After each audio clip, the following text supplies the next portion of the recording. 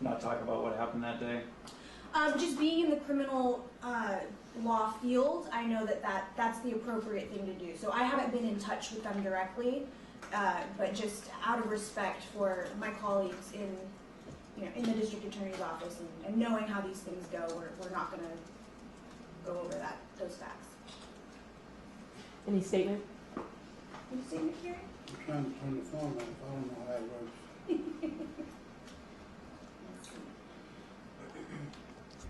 Well, without the help of the community and all the people's prayers and the what do they call it, GoFundMe page, there's a ray of hope in it. There's a little ray of hope after all the injustice that's been done. I'm a little shook up about almost everything around me. After 25 years in prison, everything is new, different. How are you feeling physically, mentally, after what happened? Shook up. Why so? Can you elaborate? Well, he was a young man with an old soul. He knew more than half the people that I've met in prison. He matured faster than a lot of people his age. So why don't you elaborate on how you're doing physically? I think that's what a lot of people are wanting to know, because there's really not much information about your medical, where you are medically, physically. I have a bullet in my back, and a fragment of it is broke off is near my spine. And they said, well, if we would take it out, it's a possibility you could be paralyzed. And it's then went through nerve endings. So now my left side, it's like when your foot goes to sleep, you have to stomp it to wake it and get it back up, but it don't get up, it just stays numb. And that's real frightening. I'm so sorry. Is there any way you could lean a little bit closer to the microphones by chance? Or could we move the Yeah, microphone? yeah. You see this? Turn the audio. Patrick. I'm good. I can control it here. Everybody else should be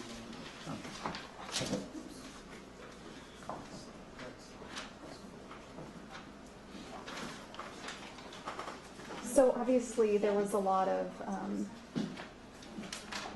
outcry after you were arrested, rearrested, and taken into custody. So can you talk to us about that and the difficulties that you were facing? I was following all the rules and regulations of the Board of Prison Terms. I checked myself out of the hospital because I wasn't receiving the correct care. I'm on pain medicine that should stop the pain from the bullet. And I said to one nurse, isn't that supposed to be at 8 after 10? 10 after 8? She said, oh yeah. I said, it's 9:45. You mean on the pain scale? Yeah. And she said, well, there was someone more important than you. I said, don't say that, because that could ruin your career. But I'll do you better when I'll just check myself out and you guys give me a prescription that I could take the pain medicine on my own. But right now I need to go back to the halfway house because that's what I've been ordered to do. The medication, the care you're giving me here is not good.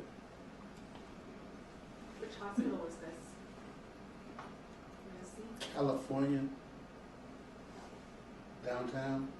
Oh, was it county hospital, USC? I don't know. I haven't been out in 25 years, so I couldn't say. It's the first time I heard of it. What were you in for, if you don't mind me asking? Murder. Can you talk to us about what you were doing at the store that day? Buying a shirt because I was going to address someone who just lost their father. How do you feel about how complex this all is, with you serving your time, getting out, and still being technically treated like a criminal, and you being technically a victim, LAPD has said you were being treated as a victim, but you've kind of got, it's messy though, because you do have affiliations, he had affiliations. Like, how do you feel about how blurred this line has gotten? Well, With you technically legally violating parole, but then technically not because you were there for sure. It's complicated. How are you feeling about that? well, real shook up. If you say a person has made a change or a metamorphosis, you can't take an inchworm and turn him to a butterfly and put him back into an inchworm. That's what Nipsey did. He transformed from around there and tried to make money off his rap albums to help the community, to give back when there was no one giving back. So how can you put a halo and then put horns? And same for you? Like, Man. meaning you were there to shop, That's it. and now you've been dragged into all of this. How do you, Chaos. Straight chaos. You know? So sometimes I know and sometimes I don't know. As I stated before, people live with beliefs, assumptions, and opinions, but they never deal with facts. Facts don't lie, people do. And we do a poor job at it because we'll take a belief and try to force it into a fact. It don't work. Mr. Question for Lathan? Kerry and Lauren, how do you think Nipsey Hussle's scheduled meeting with the LAPD the following Monday after the shooting played a role in you getting Kerry released? Well, I think that there has been a lot of attention on the bridging the gap between local law enforcement and the inner city, and I think that they, even though the LAPD really had nothing to do with this case, it was the parole board that affected the arrest. I think that LAPD understood that if they were to not support us in getting Mr. Lathan released, that it really would contradict a lot of the things that they were saying in the media when, unfortunately, we lost Nipsey. So, you know, I'm not sure what happened. I'm not sure if the LAPD contacted the Department of Corrections and was like, hey, this is what's going on. But I think that if it had gone much further, I would hope, and I'm hopeful that the LAPD would have stepped in and supported us. Counsel, do you think Corrections was acting entirely on its own, or was it being urged by LAPD to put some pressure on Mr. Lathan to cooperate and to provide information? Do you think that was a factor? I have no information to say that that was a factor. It would be a total guess. But the Department of Corrections has entire jurisdiction over the petition filed against Mr. Lathan in terms of the parole violation, and so they had the complete authority to withdraw the petition as well.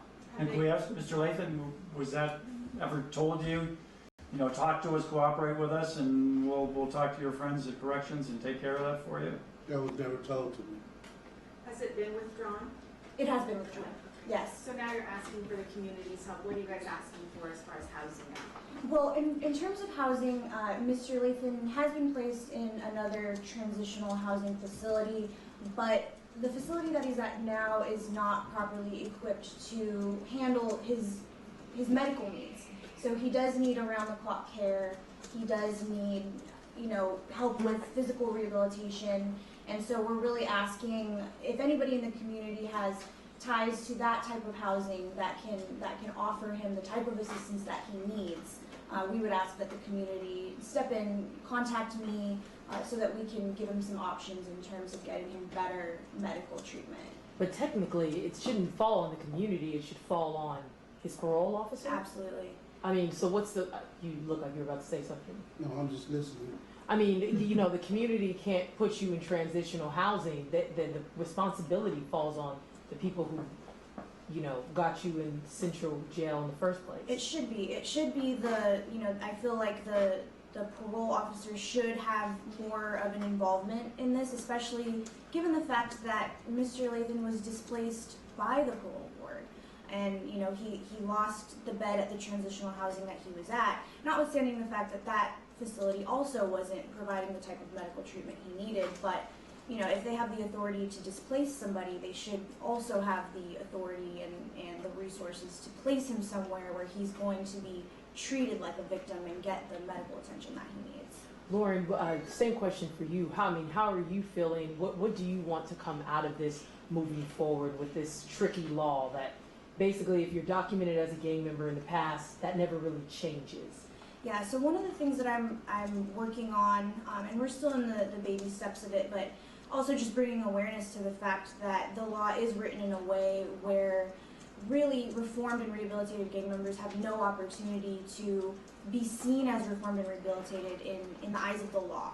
So with CalGangs, which is a database used by California law enforcement, once you're in CalGangs, that's it. The only way that you can get out of CalGangs is dispute it with law enforcement, who are the ones who place you there anyway. So there's no opportunity for reformed or rehabilitated gang members to petition a neutral, unbiased party for removal from CalGangs. So, and that's something that I think that, you know, had Nipsey had the opportunity to do that, he would have qualified most likely, and then we wouldn't be here.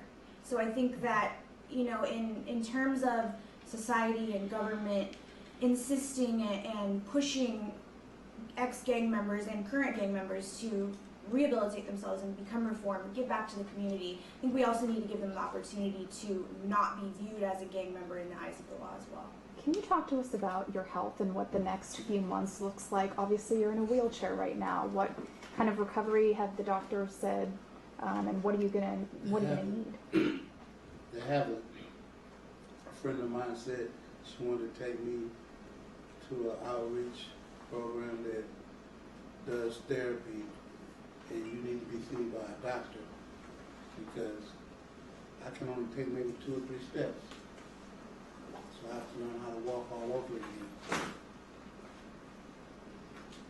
You were released at 3 a.m. on Sunday or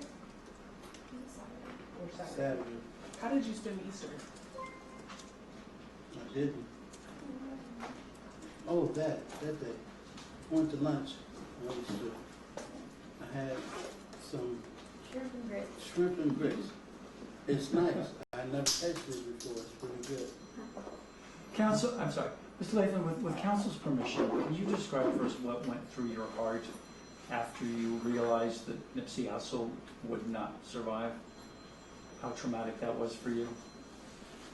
I can't even put that into words. That devastating. Was it when you were still on the ground that you realized that? Yeah, I couldn't even put it into words. You know, from my injury, and then to see and hear what was going on, that was a lot.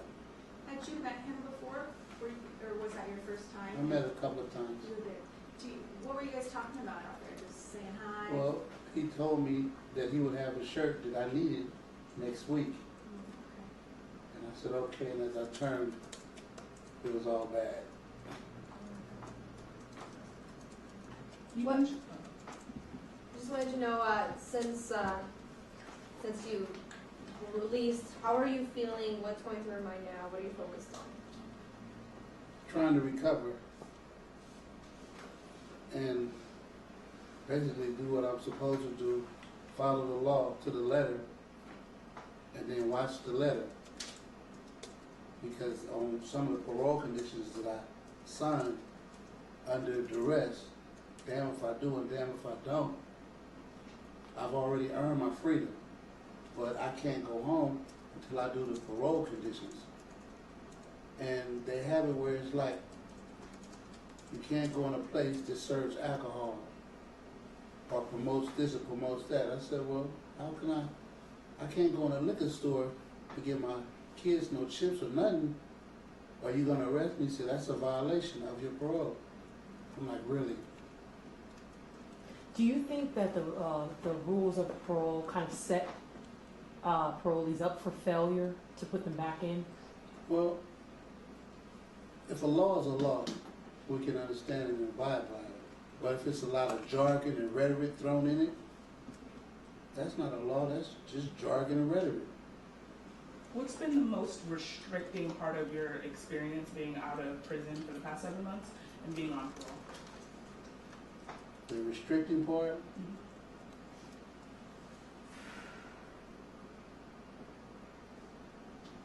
You're on parole.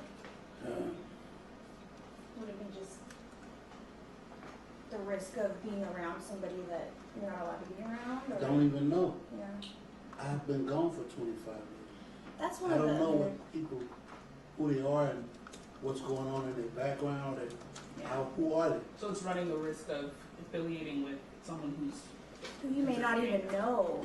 You know what I mean? I mean, if they're going to catch him up on a technicality like this, then where do we draw the line? You know, if he's at the grocery store and unknowingly there's a gang member in the next aisle, you know, where do we draw the line? I think it's the true risk in all of it. How long is he on parole for? Like, Life. He's a lifer, but he may have some opportunity to demonstrate that he's eligible and qualified to be relieved from parole. I believe in 5 years we may Yeah. revisit that. that's it. When you went to the marathon store, did you have any fears that something could happen as far as being around gang members? No. No, How about fear that somebody might attack Nipsey Hussle? no. Your counsel referred to the injustice you've done to you. Can you, in your words, describe the injustice you feel has been done to you? Well, the injustice is that's what it means. It's just us. Everybody has done some wrong in their life. No one is perfect. But after you serve your time and you learn better and you do better, you still jeer at and poke that that's him right there. That's him what? The guy that got off punishment? That's how it is. The injustice was that corrections should not have taken you back into custody. No, I didn't do anything. I'm a victim. You didn't know that Nipsey Hussle had talked about being involved in Rolling 60s. I didn't have no idea of any of that. I know they said he was a Rolling 60, but that's not what he is now. Today, he's a celebrity. I took a picture with a celebrity. I met him once, took a selfie. They said that's the end thing, take a selfie. And I think it's also important to note that, you know, and we talked about this a little bit already, that he had no idea that Nipsey would be at the store that day. So I know there were initially some reports that he was there to propose business to Nipsey, or that it was a set-up meeting, and that it was by chance that Nipsey was at the store that day. Yep. Well, it wasn't by chance. I mean, you were meeting him there for, so that's inaccurate? That's inaccurate. Have you met Nipsey prior, and have he ever given you any clothing prior? Well, he gave me some clothing to one of my sisters. Oh, I had never met him. I'm about to wrap up here, but I need to, because now I'm confused. Because to my knowledge, on and off air, you did know him. You knew, this wasn't your first time meeting him that It day. wasn't. You all were past friends, or you knew each other. He wasn't a stranger. I met him, he didn't give me a free shirt. So, I mean, you had to have known him to get that free, this wasn't like a fan situation. No. As I stated before, when I first came home, they heard I was home. So Okay. I needed clothes and all that. And he just filled up my little sister's back seat. You know, she said, he's going to appreciate this. I hadn't met him. She said, this came from Nipsey. I still hadn't met him. I said, tell him thank you. She said, you can tell him thank you when you see him at the store one day. I said, okay. And there were, I believe, they had. I was out 7 months. Right, I was about to, I need a timeline then, because if it's been reported and this is the first time we hear, I need a time. You were out 7 months. Can we get that clarified? Yeah, so I can run through it. So he had been out 7 months. Prior to the shooting, Nipsey had donated clothing to Mr. Lathan's sister, gave her a car full of clothing, and I believe that Mr. Lathan and Nipsey had run into each other maybe twice before this. In custody or could No, I mean, not you were not in No, custody. in passing In passing, on and streets, you know, after I see my granddaughter, I Gotcha. go up the hill, while you were out. right. and the content of those conversations was really, I believe Nipsey was asking him what helped you while you were in custody, turn your life around, and what documentation did you use, books, literature, and so they had really discussed primarily how can we help the youth who are currently incarcerated or mixed up in gang life. How can we help prevent that and help those that are in it get out of it? So you knew him from just being around and him just being the person he was. He always talked to people. Yeah. I've seen it. And he knew your sister. Yeah. And he saw your sister that day, donated clothes. Right. And so when he knew you were coming back to that store that day, No, or he on didn't March, know I was coming so back he to that did. store. Okay, so that's completely false. It is, Okay. because when I went to the hospital Uh-huh. after the ordeal, I seen somewhere on TMZ it was saying, I said, that's inaccurate, that's not right. Okay. Yeah, I and said, that was where one of did the they get things. that from? And that was Okay. one of the things that was raised at the hearing is that, I think that Mr. Lathan was probably arrested based on some of the facts that were reported that weren't true. The fact that, they were being called friends, that wasn't accurate. And then also, I don't think it was reported anywhere that this was a happenstance meeting, that Mr. Lathan was near the Marathon store, needed a white shirt. He was going to pay his respects and condolences to a family friend who just lost his father. And Wait, who was? Mr. Lathan was going to visit a family Got friend who had, just had a death in the family. And they stopped by the store, and Nipsey happened to be there at that time. So the dialogue of the story from okay, so you were just in the area. So now we still don't know, which obviously you can't answer, but I'm just trying to clarify. Now we back to square one. We don't know why he was at the Marathon store then, because that was what we thought. Yeah. He was at the Marathon store helping out a friend. Yeah, so I this mean, has changed the entire Yeah, and dialogue. Mr. Lathan's, not in a position to say Right. why he was there. But you were there just getting a shirt, either from the Marathon or the other store next to it, right? Right. The one where they sell the white shirts and what. Got it. Okay. I have a last question. I'm sure you won't be able to answer. The female getaway driver, Yeah, we have any no. comment on her? No. I have a question. Do you think that you saw anything suspicious that was going on prior to the shooting? Nipsey had tweeted 30 minutes prior to the shooting that he tweeted, having strong enemies is a blessing. Yeah, we have no information on that, and even if we did, we wouldn't be able to comment on it. Okay. And Any, we're, go on. so sorry. We're an entertainment news site, so we have one slightly entertainment related question. A lot of people are asking, are you considering enlisting Kim Kardashian's help in your parole case and in some of the needs that you have? Are you? You'd have to ask Lauren. I mean, think about any of that.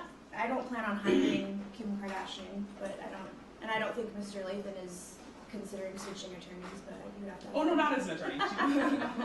Oh, you mean just as a voice? Yeah. I mean, here's the thing is, if she wants to use her platform for criminal justice reform, I think that's amazing.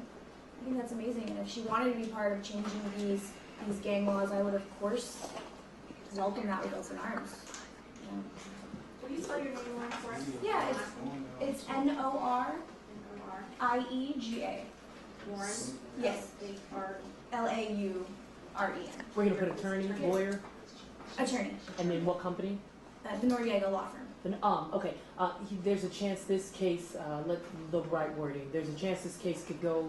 The DA could bring this. Could be filed by the LA District Attorney. And Kerry, are Wait, you? say that again. I'm sorry. There's a chance that the Los Angeles District Attorney may file this case. Where? Even though the parole board dropped it? Right. Because the LA District Attorney also has authority to bring the case. File this case where? To court as a parole What court? violation. Well, it would probably Superior? be CCB. I'm not sure where they would file In it. this past 7 months, has he violated parole before? No, he's been a model parolee. He's actually been involved in, even while he was incarcerated, he did a very long list of programs and really worked on rehabilitating himself. So he's been not only a model inmate, but a model parolee too. And what is that? This is, Kerry's so proud of this, it's a certificate of achievement from, I believe the first, transitional housing facility that you were at. The 6 months that the board required of me.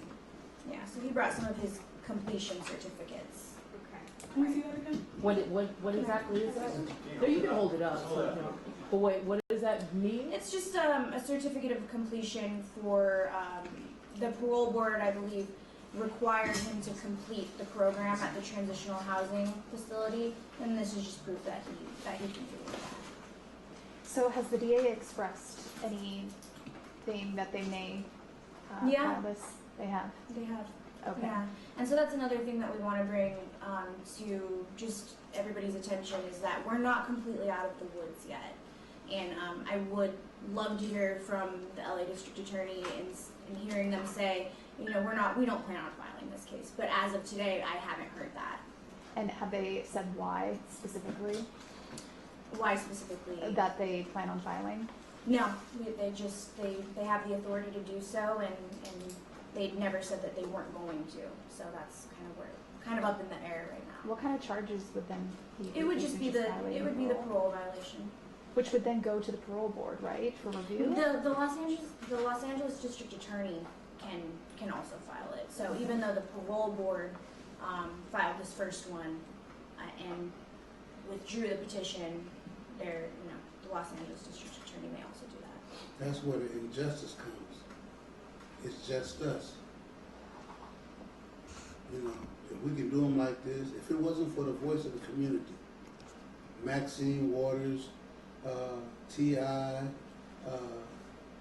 Rick Ross, these people, or a voice of the community around me as a whole, people's prayers and coming together as a voice, I would not be sitting here today. I thank all of those people from the bottoms of my heart, the people who gave prayers, who gave their money, sums, their time, to bring it to the governor's attention. And no, this is an injustice completely. So I would not be sitting here today. I'd like to thank all those people, you know, developing options, Eugene Henley, Maxine Waters for taking it and saying, okay, yeah, we're going to look into that.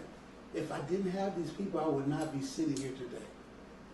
Did you receive any help from Rock Nation by chance, Jay-Z's? No, they said they were going to look into it. So, Kerry, as you're talking about how helpful other people have been, I wonder if you are trying to take this on as something, a topic, maybe if you're looking to change things for other people that might at some point be in your position. Like I don't know if it's like parole reform that you want, or if it's just related to like the gang portion of it, just anything like that. Is there any? Are you trying to become kind of like a leader for this movement? I want to be a voice for justice. You know, so with that said, you know, start young black businesses.